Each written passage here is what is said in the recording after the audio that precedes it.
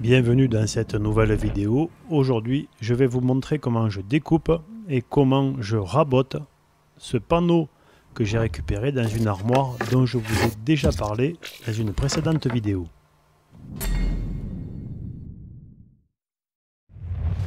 J'ai préalablement enlevé la tapisserie qu'il y avait sur ce panneau de l'armoire avant de raboter avec un rabot numéro 6 de chez Stanley.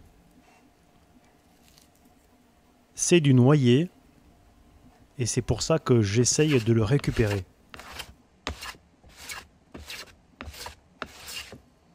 Je rabote ici de manière croisée, mais je me heurte à une déformation importante de ce panneau. Et une fois que j'ai réussi à raboter une surface assez importante, je vois que le panneau est complètement vermoulu, ou tout du moins sur une grande partie, malgré le fait que je l'avais déjà découpé sur le bord. Alors j'essaye de l'autre côté pour voir ce que ça donne, l'autre côté étant verni ou ciré.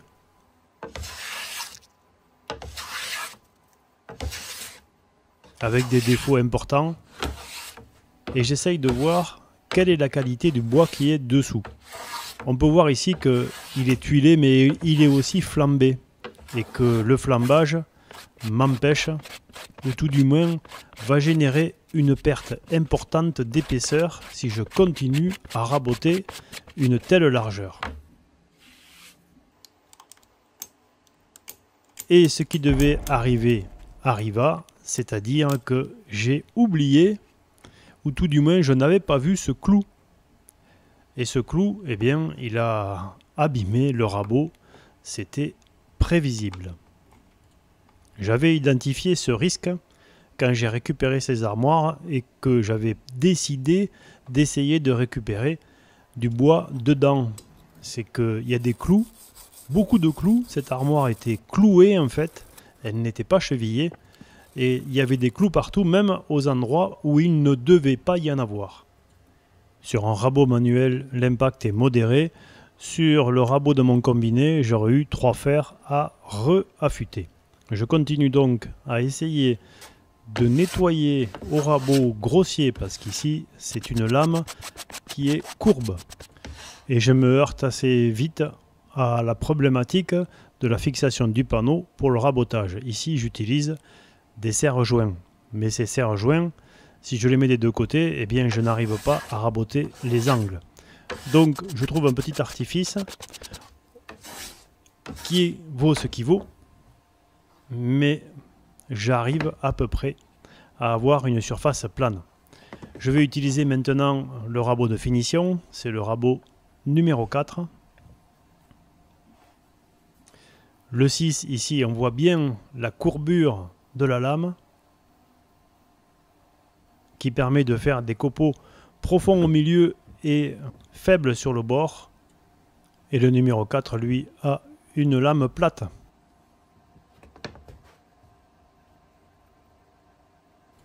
Je vous ai montré la révision ou plutôt la préparation de ce rabot numéro 4 dans une vidéo complète de 30 minutes.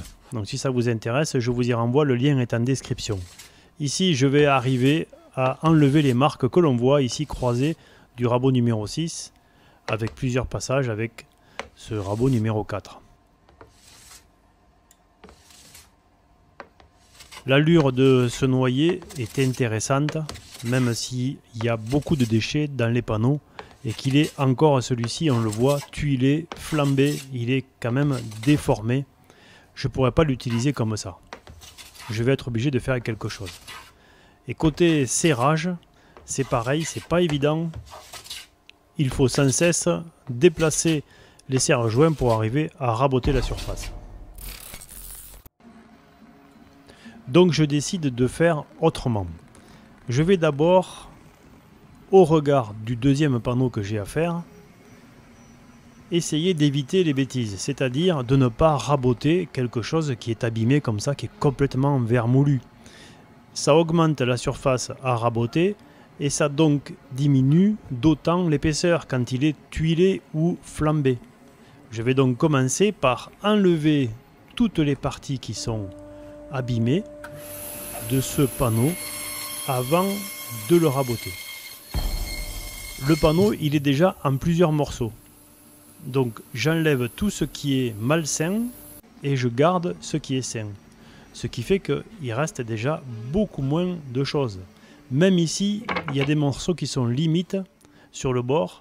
Je ne vais pas forcément avoir des surfaces qui soient bien rectangulaires ou parallèles. Et même quand elles sont petites, ces surfaces, elles sont quand même tuilées et flambées. Quand on regarde la surface la plus grande, elle a encore, malgré le fait que je l'ai coupée, des déformations importantes. Peu de matière à récupérer. Le panneau fait entre 10 et 12 mm. Donc je vais récupérer pratiquement rien. Là-bas c'est droit et ici c'est plié. Donc là j'ai intérêt à couper ici pour récupérer cette partie si je veux garder l'épaisseur. Et je vais en profiter pour utiliser mon combiné. Parce que ça va quand même beaucoup plus vite. Beaucoup plus vite qu'avec un rabot à main. Même si le rabotage à la main est plus joli, fait de plus jolis copeaux, c'est franchement beaucoup plus long. Donc j'utilise mon rabot et ma dégo. Ici c'est la dégauchisseuse. Je fais une surface de référence pour derrière venir refendre cette planche, ce morceau de panneau qui est tuilé. Donc je vais en faire encore un petit morceau. Ça me permettra d'avoir une épaisseur maximale après rabotage. Parce que je veux encore le refendre. Ou tout du moins essayer de le refendre. Voilà ce qui reste du panneau. Et encore, il y a quelques endroits qui sont vermoulus qui vont disparaître. Donc il ne va pas rester autant qu'au départ. Et en plus, on a des variations d'épaisseur importantes. Et oui, les variations sont pratiquement de 5 mm sur un panneau qui faisait à la base 300-350 de large. Donc il y a déjà beaucoup de pertes. Ensuite, eh bien, j'arrive à une problématique, c'est la problématique du rabotage des petites épaisseurs, ou plutôt des petites largeurs. Le maintien est impossible, on ne peut pas mettre de serre-joint dans les coins, sinon le rabot ne passe pas. Donc je vous montre ici une caricature de ce qu'on peut essayer de faire, mais là, même avec deux serre-joints, même avec une cale qui tient bien, eh bien, le bout de bois, on n'arrive pas à le raboter à la main. Il est trop étroit. Donc je vais passer à une méthode beaucoup plus rapide et beaucoup plus violente, on va voir ça. En attendant, on regarde le veinage de ce petit panneau, de ce petit morceau. Ces copeaux couleur chocolat, c'est tout ce que je recherche dans ce bois. Et croyez-moi, il a fallu que je passe déjà pas mal d'heures, rien que pour arriver à avoir ce petit morceau de 12 mm d'épaisseur, avec de fortes variations. Donc maintenant que j'ai une surface qui est à peu près plane, je vais passer à la méthode mécanique. Mais la méthode mécanique a un inconvénient. Mon rabot ne peut pas raboter des fines épaisseurs. Il est limité en déplacement. J'ai donc réalisé une cale qui permet d'intercaler et d'arriver à raboter en théorie une feuille de papier. Je dis bien en théorie parce qu'il y a une épaisseur minimum qu'on ne peut pas atteindre. Après, on casse le bois quand il passe entre les galets d'entraînement et la lame. Donc ici, je vais bien raboter mécaniquement. Maintenant, ça va aller beaucoup plus vite, même si c'est quand même assez long. Ça va quand même aller beaucoup plus vite qu'au rabot à main. Je fais des passes toutes petites et j'ai bien fait attention de regarder si je trouvais encore des clous ou pas. Et je prends 5 dixièmes par 5 dixièmes pour éviter d'avoir des arrachements. Je veux garder une surface propre pour l'utilisation que je vais en faire derrière.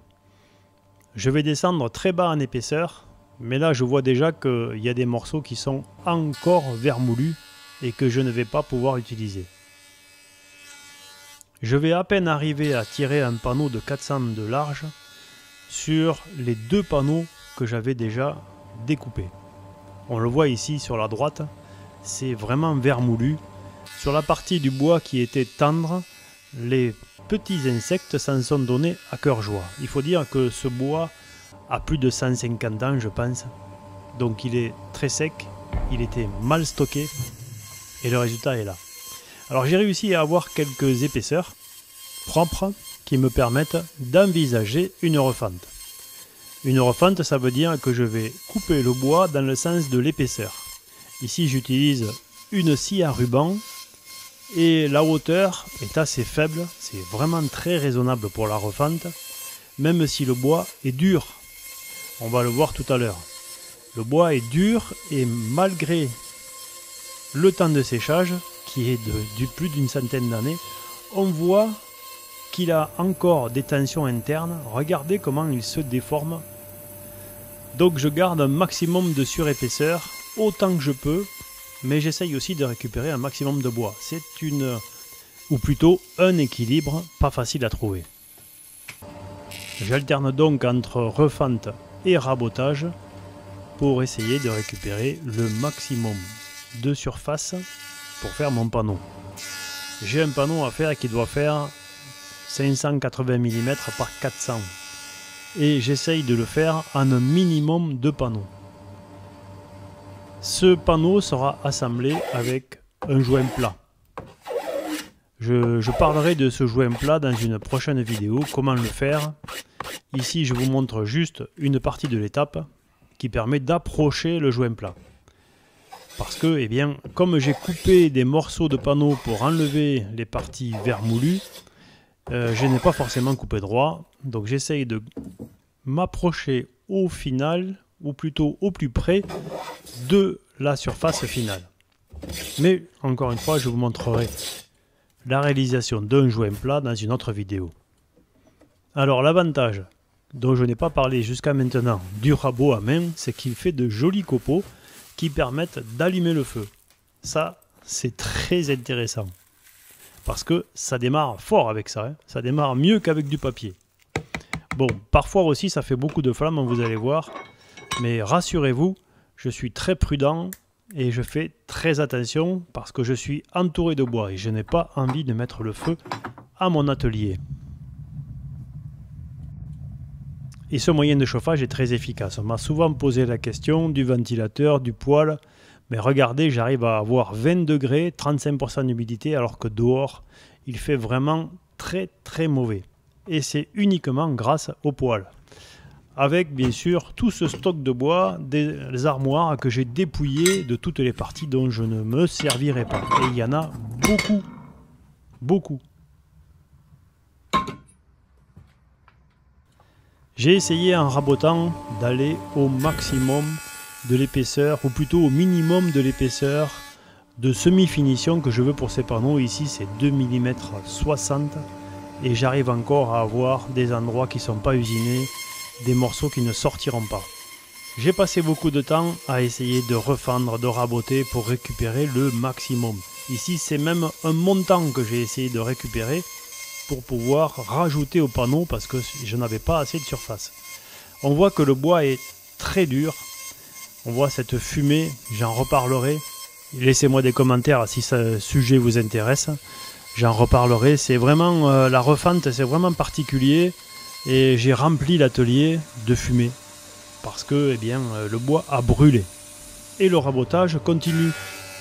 Pour répondre à une question qui m'a été posée sur la vidéo où j'ai montré ce qu'on voit sur la gauche de l'image, la récupération des morceaux d'armoire, eh bien pour répondre à cette question, je ne sais pas vraiment si j'ai fait une bonne affaire en récupérant ces armoires parce qu'au final, eh bien je récupère pas grand chose comme bois réutilisable. Beaucoup de bois de chauffage, beaucoup de travail et de temps passé à raboter et à essayer de récupérer pour au final avoir très peu de choses. Très peu de choses. Merci d'avoir regardé cette vidéo, je vous dis à très bientôt pour un nouvel épisode de bricolage et de travail du bois.